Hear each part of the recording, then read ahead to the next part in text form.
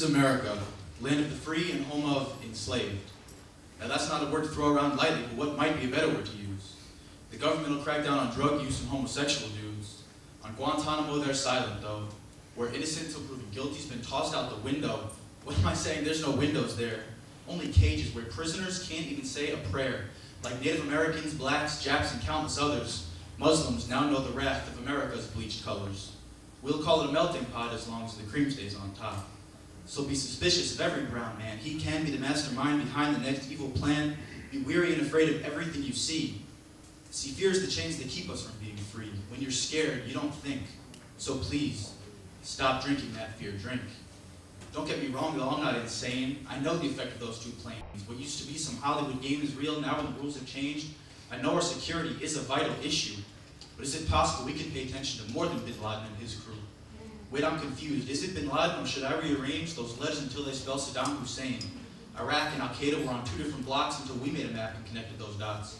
Karl Rove's gonna call me anti-American? Man, I'm opposed to the 2000 election. Abstinence is the path to purity. That kind of preaching leads to teen pregnancy, or worse, HIV. Stem cell research is not the answer.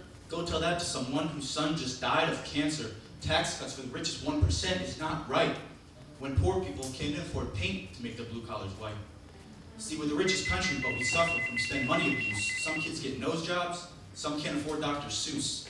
They got Cheech and Chong for a bomb misdemeanor. Watch that on the news, you'll forget about Katrina. For many, the cost of flood insurance was too heavy, so everything went down with each levy. It's been 1 year since that horrific storm.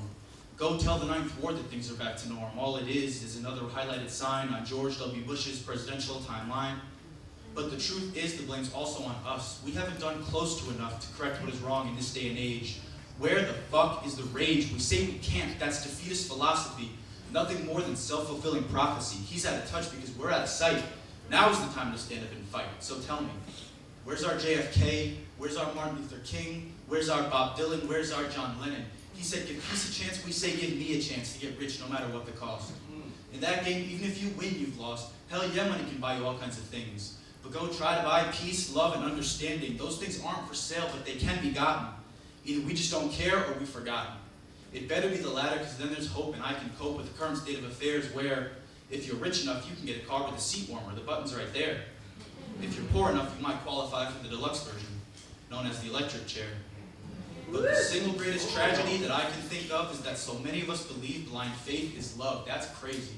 Blind faith is us being stupid or afraid or lazy. When every teacher you ever had got done with a lesson, the first thing they said was, any questions? And yet now, somehow, questions come from weak ones? Man, our country was founded on revolutions. And personally, I believe it's time for another one. We better start swimming or we're gonna sink. Don't you dare call me anti-American, because I think what I think and I see what I see, which is not America, land of the free. Yeah.